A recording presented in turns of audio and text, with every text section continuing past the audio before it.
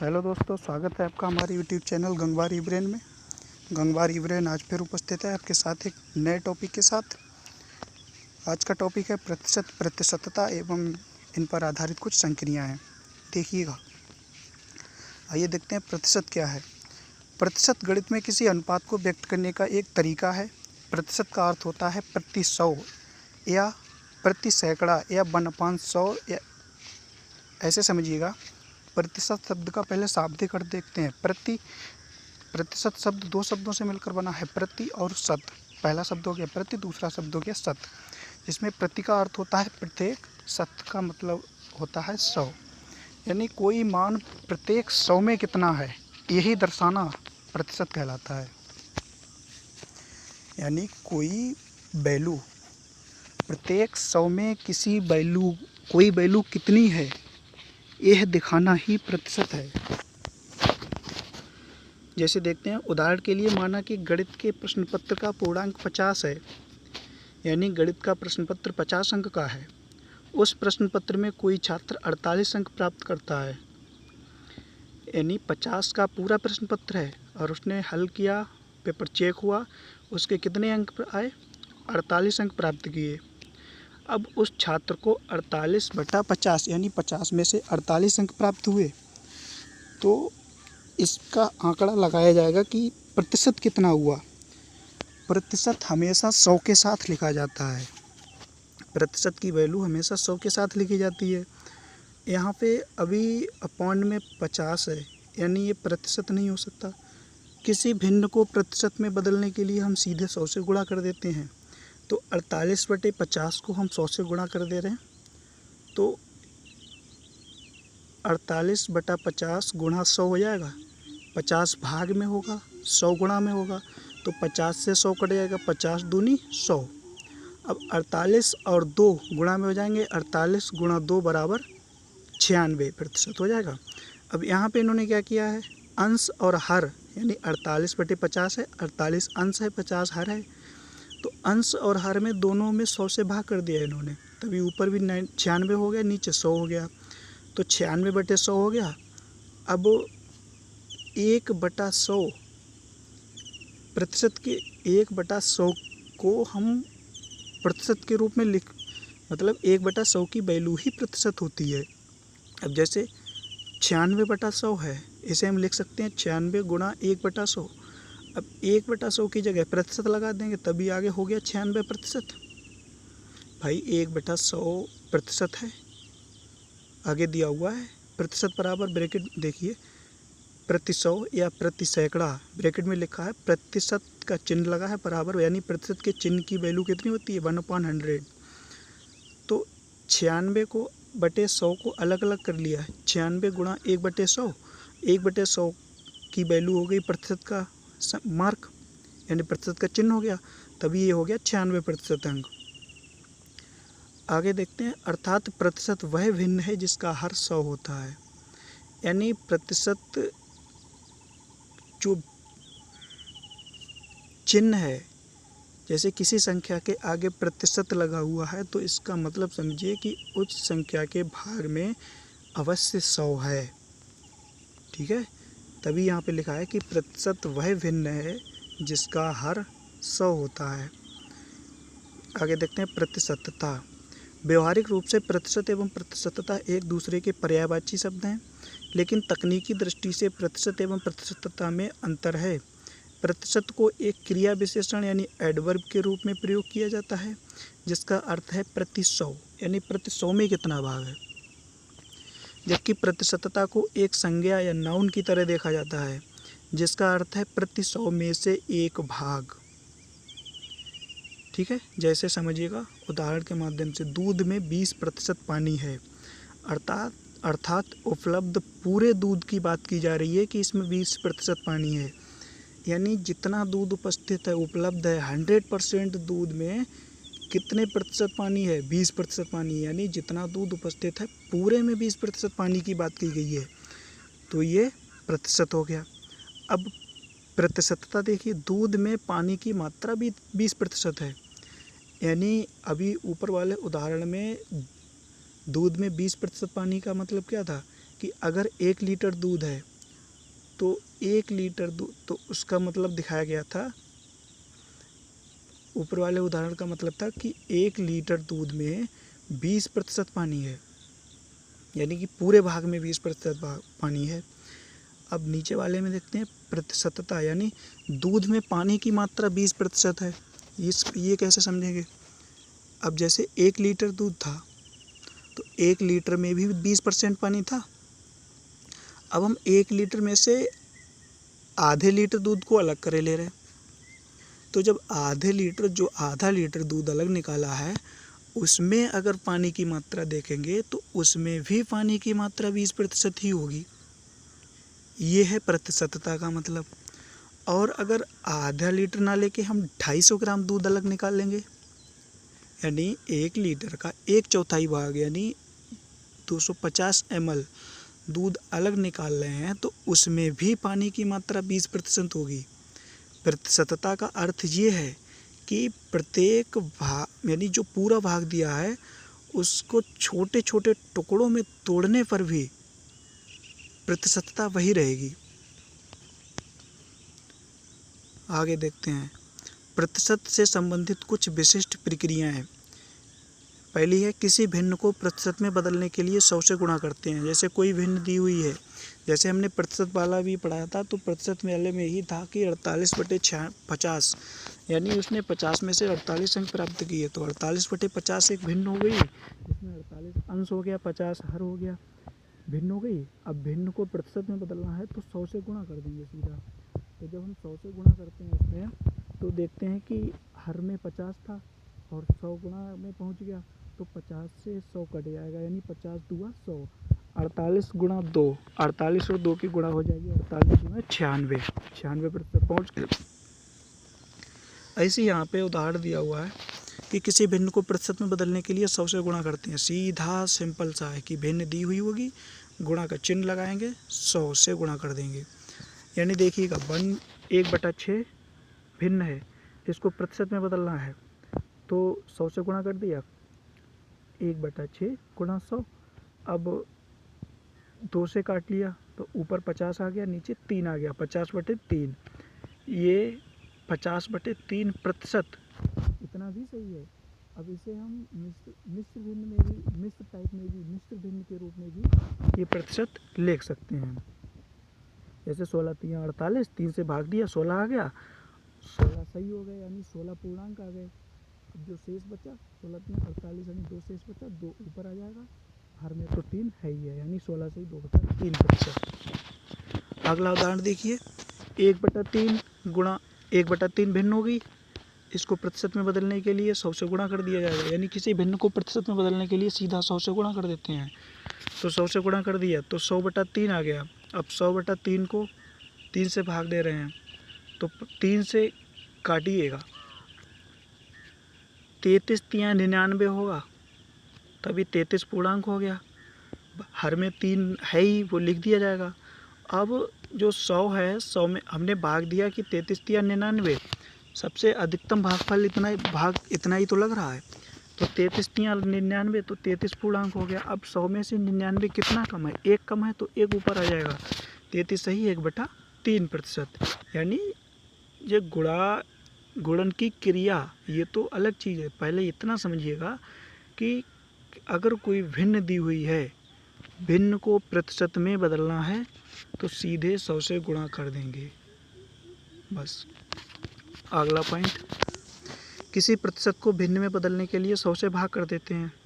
अब देखिएगा, जब हमने भिन्न को प्रतिशत में बदलने के लिए 100 से गुणा किया था, पिछले वाले नियम का ये वाला नियम जो है पिछले नियम का ही उल्टा है, ठीक है। उसमें क्या था, भिन्न को प्रतिशत में बदल रहे थे, इसमें प्रतिशत को भिन्न में बदल रहे हैं, उल्टा है। तो उसमें हम भिन्न को प्रतिशत में बदलने के लिए क्या कर रहे थे, 100 से गुणा कर रहे थे। अब जब नियम उल्टा है तो इसकी क्रियाविधि भी उल्टी होगी, संक्रिया भी उल्टी होगी। उसमें हम भिन्न को प्रतिशत में बदलने के लिए 100 से गुणा कर रहे थे, तो इसमें हम प्रतिशत को भिन्न में बदलने के लिए 100 से भाग कर देंगे। कोई संख्या अगर प्रतिशत में दी हुई है और उसे भिन्न में बदलना है तो 100 से भाग कर देंगे। यह सीधा समझिएगा कि प्रतिशत को हटाने के लिए 100 से भाग करते हैं। जैसे 20% है, जैसे साधारणतया क्वेश्चन में लिखा हुआ है कि 20% है, तो 20% यानी 20 प्रति का मतलब बटे का चिन्ह, तो 20 बटे 100 का मतलब 100, 20 बटे 100 यानी 20% किसके बराबर होगा, 20% बराबर 20 बटे 100। बदल गई भिन्न, चाहे तो 20 से काट भी कर सकते हैं, 20 एकम 20, 20 पंजे 100, 1/5। जैसे यहाँ पे ये 25% है, तो 25 100 से भाग कर दिया, तो 25/100 भिन्न भी हो गई और प्रतिशत का चिन्ह हट जाएगा। यानी जब 100 से किसी प्रतिशत की चिन्ह संख्या को 100 से भाग कर देंगे तो उसका प्रतिशत का चिन्ह हट जाएगा, क्योंकि प्रतिशत का मतलब ही होता है कि हर में यानी भाग में 100 होना चाहिए। अगर भाग में 100 नहीं होंगे तो हम वही एक चिन्ह के माध्यम से दर्शाते हैं। अब जब भाग में 100 लिख दिया तो वो चिन्ह हट जाएगा। जैसे अगला 25% है, तो 25/100 25 से काट दिया तो 25 चौका 100 होता, तो 1/4 आ गया। 20%, तो 20/100, तो 20 पंजे 100, 1/5 आ जाएगा। अब 0.04% प्रतिशत हटेगा तो 0.04/100 हो जाएगा, 0.04/100। अब क्या है, 2 अंक पहले दशमलव है, दशमलव 2 अंक तो पहले है ही है। अब हर में 2 शून्य और हैं, जब 2 शून्य और हैं तो इनसे जब भाग देंगे तो 2 अंक बाईं ओर और खिसक जाएगा, तो 0.2 अंक बाईं ओर और खिसक जाएगा। जब गुणा करते हैं तो 0.2 दाईं ओर खिसकता है, जब भाग करते हैं शून्य से, शून्य का मतलब है शून्य की संख्या से भाग करते हैं तो जितने शून्य होते हैं उतने अंक बाईं ओर खिसक जाता है। भाग में बाईं ओर, गुणा में दाईं ओर, तो यहाँ पे भाग हो रही है तो 2 अंक और खिसक जाएगा, यानी 0.4 अंक पहले आ जाएगा। आगे अगला नियम, x का 22%, यानी कोई वैल्यू दी हुई है कि 36 का 6% निकालिए, ठीक है, तो 36 का 6% निकालिए। तो वही मतलब इस टाइप के क्वेश्चंस को हल करने का एक नियम बताया गया है।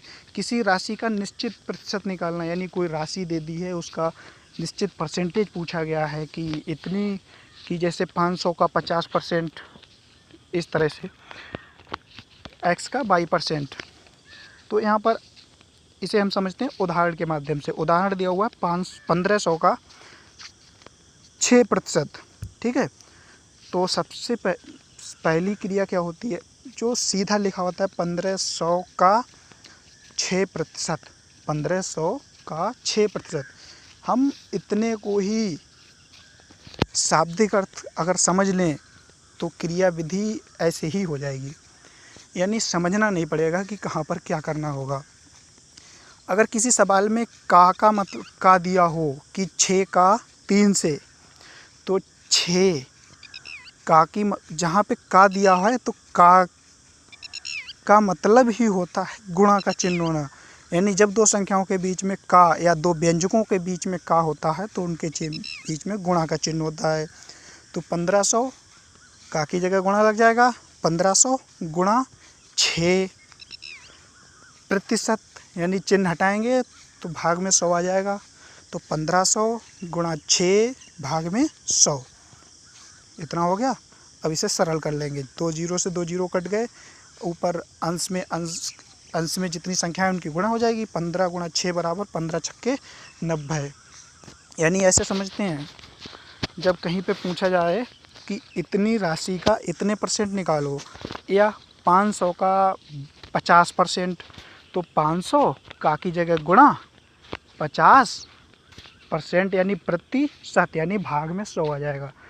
500 गुणा 50 बटे में 100, 500 के 2 जीरो, 100 के 2 जीरो से कट जाएंगे, ऊपर बचा 5 गुणा 50, यानी 50 की 5 बार गुणा 250 हो जाएगा। इस तरह के सवालों को ऐसे ही।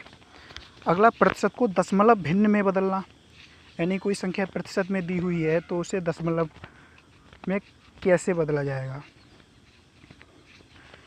किसी प्रतिशत को दशमलव भिन्न में बदलने के लिए दिए गए प्रतिशत मान का प्रतिशत चिन्ह हटाकर 100 से भाग दे देते हैं। यानी जैसे कोई संख्या दी हुई है, जैसे 20% दिया हुआ है, तो 20 का जाहिर सी बात है कि जब हम प्रतिशत हटाएंगे पहले प्रतिशत हटाएंगे, तो प्रतिशत हटाएंगे तो नीचे 100 चला जाएगा भाग में। जब प्रतिशत हटाएंगे तो वह हर में 100 हो जाएगा। ठीक, फिर जो 100 हर में हो जाएगा, उस 100 से हम संख्या को भाग दे देंगे, बस वही दशमलव में बदल जाएगा। जैसे 20% है तो 20/100, 20/100, 0 से 0 1 कट गया, कितना बचा 2/10। अब देखिएगा 10 से भाग हो रही 2 के लिए, यानी नीचे 1 0 है। जब नीचे 1 0 है तो दशमलव 1 अंक पहले लग जाएगा, यानी 2 से पहले दशमलव लग जाएगा 0.2। ऐसे ही 90%, तो 90/100, प्रतिशत का चिन्ह हटाना है, तो 90/100, 1 0 से 0 कट गया, 90 बटा मतलब 0 से कट गया तो 0 से 0 कट गया तो 9/10 बचा, यानी नीचे 1 0 वाली संख्या है, नीचे 1 0 है, तो जब 10 से भाग करेंगे तो दशमलव 1 अंक बाईं ओर खिसक जाएगा। यानी जब किसी संख्या में दशमलव ना दिया हो तो उसमें दशमलव सबसे अंत में माना जाता है।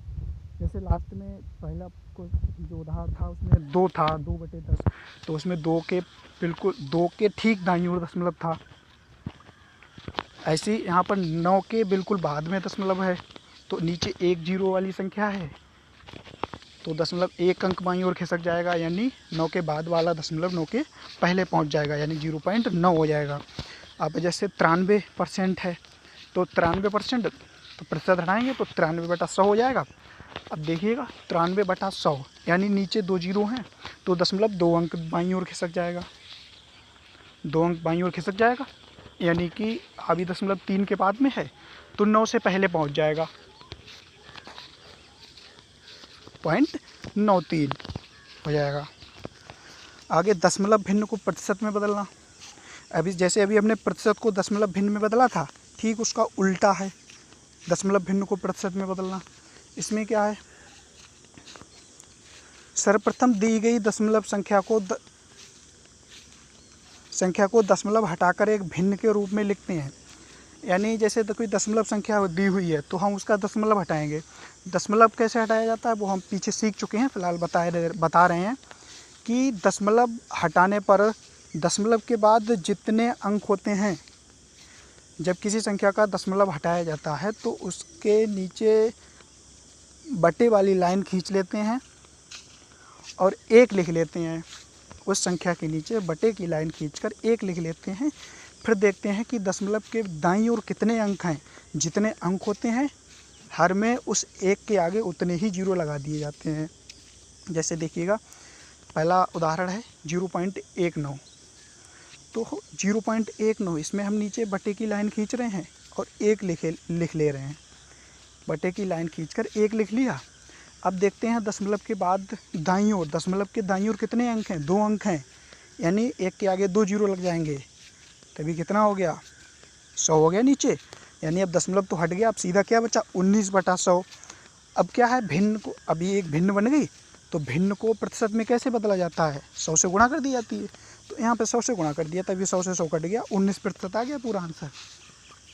ऐसे 0.063 इसमें भी बटे की लाइन खींचेंगे, नीचे 1 लिखेंगे। अब दशमलव के बाद दाईं ओर देखेंगे कितने अंक हैं, दशमलव के दाईं ओर 3 अंक हैं, तो 1 के आगे 3 0 लगा लिए जाएंगे। ठीक है, 1 के आगे 3 0 लगा लिए जाएंगे।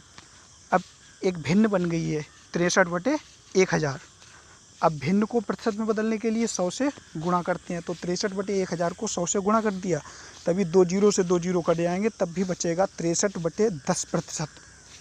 63/10% बचा, यानी भाग में अभी 1 शून्य वाली संख्या है तो दशमलव 1 अंक पहले बाईं ओर खिसक जाएगा। यानी अभी 3 के बाद दशमलव है तो दशमलव 1 अंक बाईं ओर, यानी 3 से पहले, 3 के बाद है तो 1 अंक, यानी 3 को छलांग लगाकर बाईं ओर आ जाएगा, यानी 6 और 3 के बीच में दशमलव लग जाएगा, यानी कि 6.3%।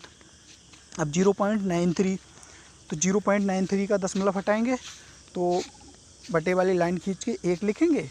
अब पॉइंट के बाद देखते हैं कितने अंक हैं, 2 अंक हैं, तो 1 के आगे 2 0 लगा लिए जाएंगे, तभी हो जाएगा 93/100। अब भिन्न हो गई 93/100, 93/100 को 100 से गुणा कर देंगे प्रतिशत में बदलने के लिए, तभी 100 से 100 कट गया, कितना बचा 93%। आगे कुछ क्वेश्चन मतलब नियम दिए हुए हैं।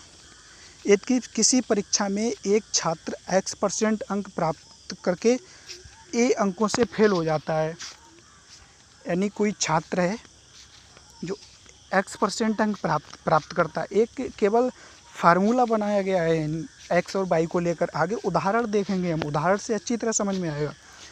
यदि किसी परीक्षा में एक छात्र x% अंक प्राप्त करके भी a अंकों से फेल हो जाता है, यानी किसी छात्र ने किसी परीक्षा में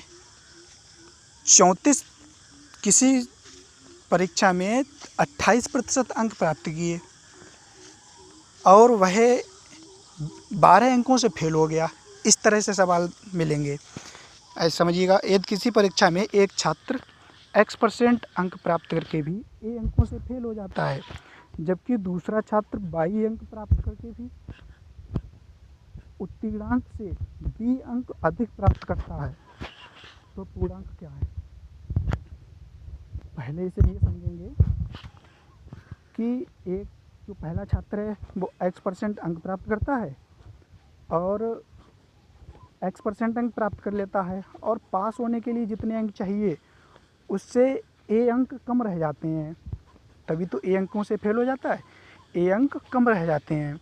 और दूसरा छात्र क्या है, वो 22% अंक प्राप्त कर लेता है, 22% अंक प्राप्त कर लेता है, और उसके बाद क्या होता है, जो उत्तीर्णांक यानी जितने नंबर से पास होते हैं उससे v अंक अधिक प्राप्त कर लेता है। जैसे अगर 33% अंक से प्राप्त हो, जैसे अगर 48 अंकों से पास होते हैं तो वह 48 अंकों से b अंक अधिक प्राप्त कर लेता है, तब पूर्णांक बताना है कि कितना होगा।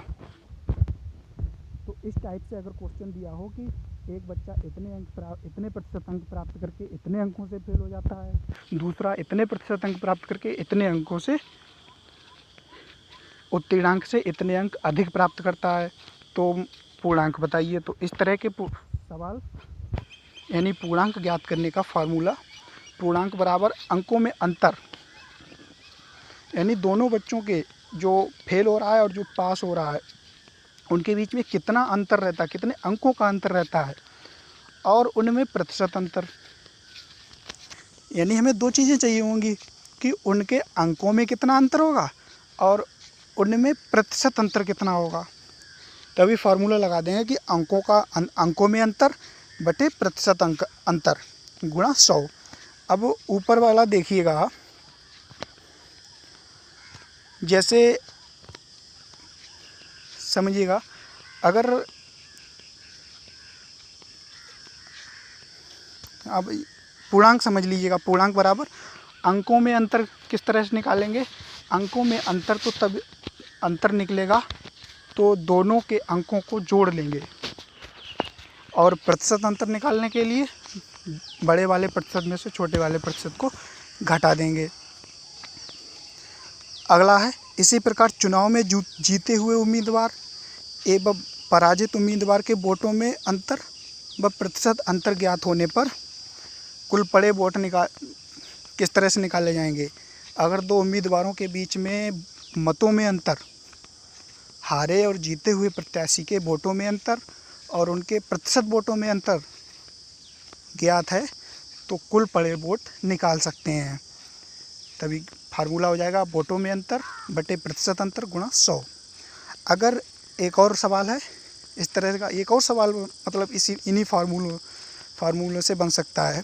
यदि व्यक्ति की आय x% बढ़ने पर, x% बढ़ने यानी x% अंतर है उनके बीच में कि पहले इतनी थी और इतनी हो गई, तो उनके बीच में कितनी बढ़ी, तो जो बढ़ी हुई है वो अंतर ही है कि जो इतने % बढ़ने पर, यानी ये अंतर हो गया, प्रतिशत अंतर हो गया ये, अब उसे p रुपया अधिक प्राप्त होते हैं, यानी इतनी बढ़ी तो पहले से इतने रुपए अधिक प्राप्त होते हैं, यानी ये रुपयों में अंतर हो गया, तभी मासिक आय बराबर p बटे x गुणा 100 बराबर, यानी रुपयों में अंतर बटे प्रतिशत अंतर गुणा 100। इन पर आधारित उदाहरण देखते हैं, तब समझ में आएगा।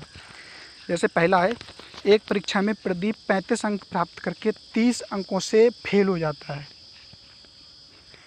यानी सेम पीछे की तरह लैंग्वेज बन रही है कि x% अंक प्राप्त करके a अंकों से फेल हो जाता है। दूसरा, 22% अंक प्राप्त करके उत्तीर्णांक से b अंक अधिक प्राप्त करता है। सेम यही क्वेश्चन है। एक परीक्षा में प्रदीप 35 अंक प्राप्त करके भी 30 अंकों से फेल हो जाता है, जबकि दीपक 42% अंक प्राप्त करके आवश्यक अंकों से 12 अंक अधिक प्राप्त करता है। यानी समझ लीजिएगा कि अगर पास होने के लिए 50 अंक चाहिए, ठीक, 50 अंक चाहिए हैं, तो जो प्रदीप था उसने 35 अंक प्राप्त किए और 30 अंकों से फेल हो गया। यानी 50 अंक में अगर 50 अंक होते तो वह पास हो जाता, लेकिन फेल कितने से हुआ? 30 अंकों से फेल हुआ। तो उसने कितने अंक पाए? 50 में से 30 घट जाएगा, यानी कि 20 अंक प्राप्त करे ना उसने, तभी तो 30 अंकों से फेल हो गया। इसका मतलब समझिएगा कि उसे 20 अंक मिले, और जबकि दीपक 42% अंक प्राप्त करके आवश्यक अंकों से 12 अंक अधिक प्राप्त करता है। यानी पास होने के लिए कितने अंक चाहिए थे? 50 चाहिए थे। पास होने के लिए आवश्यक अंकों से 12 अंक अधिक प्राप्त कर लिए, यानी 50 में 12 जोड़ देंगे, 62 अंक इसने प्राप्त किए। तो इसने 62 अंक प्राप्त किए, ठीक, और प्रदीप ने 20 अंक प्राप्त किए। तो इनके बीच का जब अंतर निकालेंगे तो 62 में से 20 को घटाइएगा, कितने बचे? 42 बचा। 42 बचा। अगर हम दोनों के अंकों को जोड़ लें तब भी 42 ही आएगा। यानी 30 अंकों से फेल हो जाता है 30, 12 अंक अधिक प्राप्त करता है, यानी 30 और 12 42। तो हम इतनी क्रियाविधि ना करके सीधे उनके अंकों को जोड़ लेंगे, तभी अंकों का अंतर ज्ञात हो जाएगा। अंकों का अंतर बराबर 30 + 12 बराबर 42। प्रतिशत अंतर बराबर बड़े प्रतिशत में से छोटे प्रतिशत को घटा देंगे, यानी 42% - 35%। तो कितना बचा? 7%।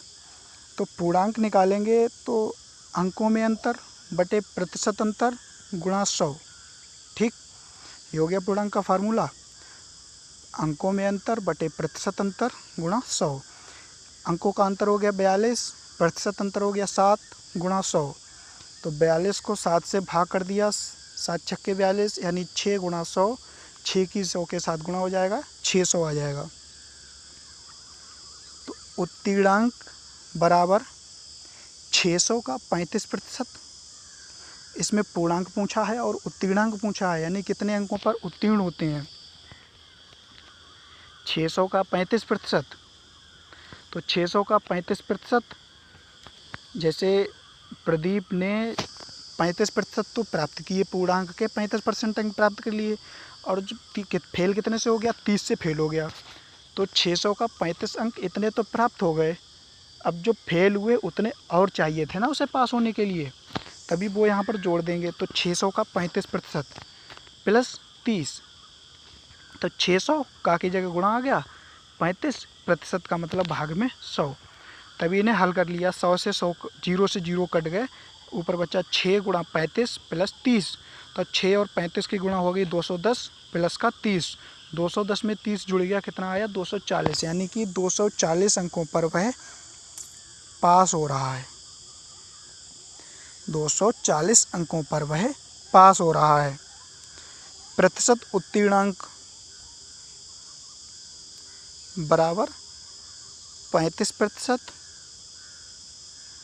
समझ में नहीं आया भाई? हाँ, यानी कि उत्तीर्णांक कितना आ गया? 240, और पूर्णांक कितना आ गया था? 600। तो इस सवाल में पूर्णांक और उत्तीर्णांक ही पूछा गया है। यानी अंकों में अंतर ज्ञात करने, अंतर का मतलब हमेशा ये नहीं होता है कि जहाँ पे अंतर आ गया तो इसका मतलब घटा देंगे। अंतर का मतलब ये समझना है कि एक बच्चा पास हो रहा है, एक बच्चा फेल हो रहा है, और एक पहला जो है वो फेल होने से कुछ अंक कम प्राप्त कर रहा है, दूसरा फेल होने से अधिक अंक प्राप्त कर रहा है, तो उन दोनों के बीच में जो अंतर, अंकों में जो अंतर होगा वो अंतर निकालना है और वो अंतर जोड़ के ही निकाला जाएगा। आगे देखते हैं।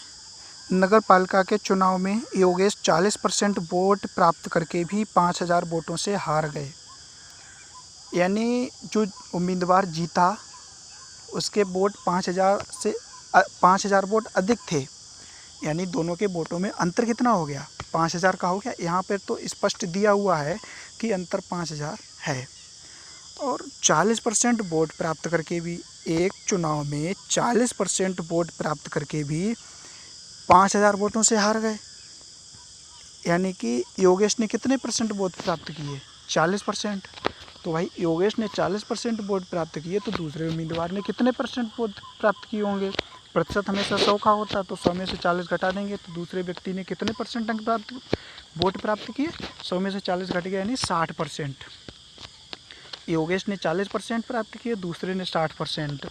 तो इनमें प्रतिशत अंतर कितना हो गया, 60 में से 40 घटा देंगे 20 बचा, तो प्रतिशत अंतर हो गया 20%। और वोटों में अंतर कितना है, 5000। तो कुल वोट निकालेंगे, कुल वोटों की संख्या निकालेंगे तो 5000 यानी वोटों में अंतर बटे प्रतिशत अंतर गुणा 100।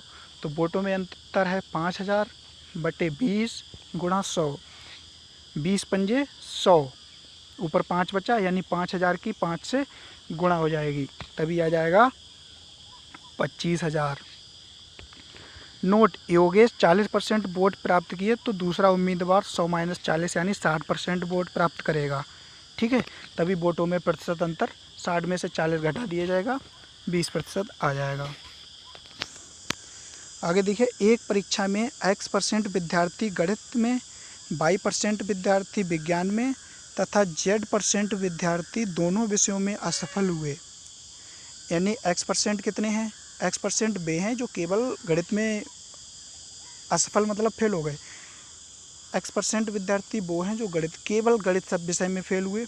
Y% वो हैं जो केवल विज्ञान में फेल हुए। और Z% वो हैं जो गणित और विज्ञान दोनों में फेल हो गए। तो कुल अनुत्तीर्ण विद्यार्थी कितना हो जाएगा, कुल अनुत्तीर्ण विद्यार्थी निकालेंगे तो पहले तो हम गणित और विज्ञान वाले जोड़ लेंगे। गणित और विज्ञान का जो प्रतिशत होगा उन्हें आपस में जोड़ देंगे। गणित का कितना है X, विज्ञान का Y, तो X प्रतिशत प्लस X प्लस Y, प्रतिशत सबसे लास्ट में लगा देंगे हम, X प्लस Y। अब यहाँ पे Z घटाया गया है। Z क्यों घटाया गया, क्योंकि Z वाली संख्याएं जो हैं, Z जो हैं वो दोनों में फेल हुए वाले छात्र हैं, यानी जो गणित में भी फेल हुए, विज्ञान में भी फेल हुए। अब जो Z% बच्चे हैं तो उनमें से कुछ बच्चों का गणित में गिने हुए हैं और कुछ बच्चे विज्ञान में गिने हुए हैं, क्योंकि वो दोनों में फेल हुए हैं, तो वो गणित वाले में भी गिने हुए हैं और विज्ञान वाले में भी गिने हुए हैं। तभी इनको, यानी ये कॉमन है। क्यों कॉमन है, क्योंकि ये गणित में भी फेल हैं, विज्ञान में भी फेल हैं, और कुल गणित में फेल X% हैं, जिसमें से कुछ Z% वाले में भी फंसे हुए हैं। तो इसीलिए Z को घटा दिया गया है, क्योंकि इसमें दोनों विषय के ऐड हैं, यानी गणित और विज्ञान वाले दोनों के बच्चों को जोड़ लेंगे, बाकी जो दोनों वाले हैं उनको घटा दिया जाएगा, तभी कितना आ जाएगा, X plus Y minus Z%। ठीक, अब इसमें पूछा है कि हाँ, अनुत्तीर्ण विद्यार्थी निकालेंगे तो X प्लस Y में से दोनों वाले घट जाएंगे, यानी X plus Y minus Z%। और जब उत्तीर्ण निकालेंगे तो एक अनुत्तीर्ण वाला कुछ प्रतिशत आ जाएगा। अब उत्तीर्ण का प्रतिशत निकालेंगे तो हम 100 में से इसे घटा देंगे, क्योंकि परसेंटेज 100 का ही होता है। तो जब अगर किसी परीक्षा में 40% वाला का उत्तीर्ण हुए तो उत्तीर्ण कितने हुए, तो 100 में से 40 घटा देंगे, 60% उत्तीर्ण हो जाएंगे। अब इसे हम क्वेश्चन के माध्यम से समझेंगे। एक परीक्षा में 25% विद्यार्थी गणित में तथा 15% विज्ञान में तथा 8% दोनों विषयों में फेल हुए, तो कुल कितने विद्यार्थी अनुत्तीर्ण हुए और कुल कितने % उत्तीर्ण हुए। यानी गणित में कितने हुए? गणित में हुए हैं गणित में 25% विद्यार्थी। ठीक, गणित में कितने? 25%। और विज्ञान में 15%। गणित में 25, विज्ञान में 15, तो 8% दोनों में फेल हुए। तो केवल गणित में कितने हुए? 25 में से 8 घटा दिया, कितना बचा? 17। गणित केवल गणित वाले कितने बच्चे हुए? 17। ठीक है, अब केवल विज्ञान वाले निकालेंगे तो विज्ञान 15 हैं। अब 15 में कुछ ऐसे भी हैं जो दोनों वाले हैं, तो 15 में से 8 घटा दिया, कितना बचा? 7। यानी केवल 7 बच्चे ऐसे हैं जो केवल विज्ञान में फेल हैं, गणित में नहीं हैं। और केवल 17 ऐसे हैं जो गणित में हैं, विज्ञान में नहीं हैं। यानी अगर एक तो ये तो मैंने चित्र के माध्यम से निकाल लिया, अगर सीधे फार्मूला से लगाया जाए तो गणित और विज्ञान वालों को जोड़ लेंगे और दोनों को, तो जो दोनों में फेल हुए हैं उन्हें घटा देंगे। तो गणित का यानी 25, विज्ञान वाले यानी 15, 25 + 15, इनमें से 8% यानी दोनों वालों को घटा देंगे, -8। तो 25 15 कितने हो गए? 40। 40 में से 8 गया 32%। अब जब 32% अनुत्तीर्ण हुए तो उत्तीर्ण कितने हुए? 100 में से 32 को घटा देंगे, यानी कुल प्रतिशत 100 का होता है। तो उत्तीर्ण बराबर 100 - 32 यानी 68।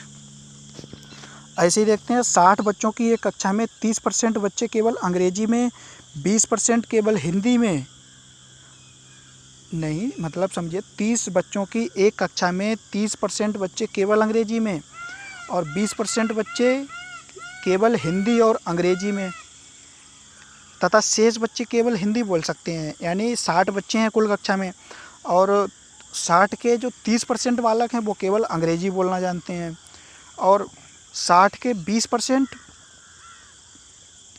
हिंदी अंग्रेजी दोनों बोल लेते हैं। तो हमसे पूछा गया है कि कितने बच्चे केवल हिंदी बोलते हैं, कितने बच्चे केवल हिंदी बोलते हैं। तो ऊपर हमने क्या पढ़ा? केवल अंग्रेजी बोलने वाले बच्चों की संख्या कितनी है? 30% है, यानी 60 की 30% है केवल अंग्रेजी बोलने वालों की। तो केवल अंग्रेजी बोलने वाले हो जाएंगे 60 × 30/100 बराबर, इनको हल करेंगे 18 आ जाएगा। यानी कितने बच्चे केवल अंग्रेजी बोलते हैं? 60 का 30%, 60 का 30% यानी 18 बच्चे अंग्रेजी बोलते हैं केवल। केवल अंग्रेजी और हिंदी बोलने वाले बच्चों की संख्या, यानी वे बच्चे जो अंग्रेजी और हिंदी दोनों बोलते हैं, तो 60 का 20%, 60 का 20% हल करेंगे 12 आ जाएगा। यानी 18 बच्चे केवल अंग्रेजी बोलते हैं और 12 बच्चे वो हैं जो हिंदी भी बोलते हैं और अंग्रेजी भी बोलते हैं। तो शेष केवल हिंदी बोलने वाले बच्चों की संख्या कितनी बची? शेष केवल हिंदी बोलने वाले बच्चों की संख्या कितनी बची? यानी 18 तो इंग्लिश बोलते हैं ना केवल, और 12 वो हैं जो हिंदी अंग्रेजी दोनों बोलते हैं। तो केवल हिंदी बोलने वालों की संख्या कितनी बची? 60 में से 18 और 12 का जोड़ घटा देंगे, यानी 60 में से 30 घटा दिया जाएगा, कितना बचा? 30। ये जो 30 आए हैं ये केवल हिंदी बोलते हैं, अंग्रेजी नहीं बोलना जानते हैं, ठीक है। और 12 बच्चे जो आए हैं ये हिंदी अंग्रेजी दोनों बोल लेते हैं, यानी इसमें बच्चे वो हैं जो हिंदी भी बोल लेते हैं, अंग्रेजी भी बोल लेते हैं, यानी बोलते तो हिंदी भी हैं। और हमसे पूछा गया कि कितने हिंदी बोल सकते हैं, तो 30 तो ये बोल सकते हैं, बाकी 12 बच्चे ऊपर भी दिए गए हैं जो हिंदी भी, अंग्रेजी वाले बच्चे भी हैं जो हिंदी बोल सकते हैं। तो जब कुल निकाला जाएगा तो सभी हिंदी बोलने वाले बच्चों को जोड़ लिया जाएगा, यानी 30 + 12 बराबर 42। अब प्रतिशत प्राप्तांक बराबर प्राप्तांक गुणा 100/पूर्णांक, पूर्णांक बराबर प्राप्तांक गुणा 100/प्रतिशत प्राप्तांक, या x का कितना प्रतिशत जड़ है। इस तरह के सवालों को इस नीचे दिए गए उदाहरण से समझेंगे।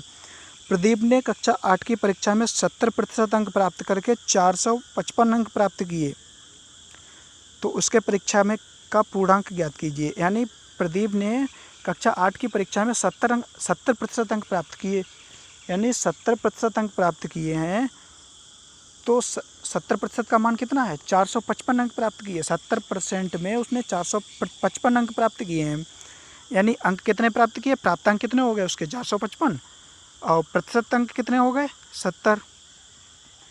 प्राप्तांक 455, प्रतिशत अंक 70, तो पूर्णांक निकालना है यहाँ पर। तो पूर्णांक का फार्मूला लगा देंगे, पूर्णांक बराबर प्राप्तांक गुणा 100 बटे प्रतिशत प्राप्तांक। प्राप्तांक हो गए 455 गुणा 100 बटे प्रतिशत प्राप्तांक हो गए 70। अब उसे हल कर लिया, ऊपर गुणा कर मतलब 0 से 0 कट गया, तभी 10 की गुणा 455 से हो जाएगी, तो 4550 बटे 7। 7 से 4550 को काटेंगे 650 आ गया, तभी पूर्णांक कितना हो गया 650।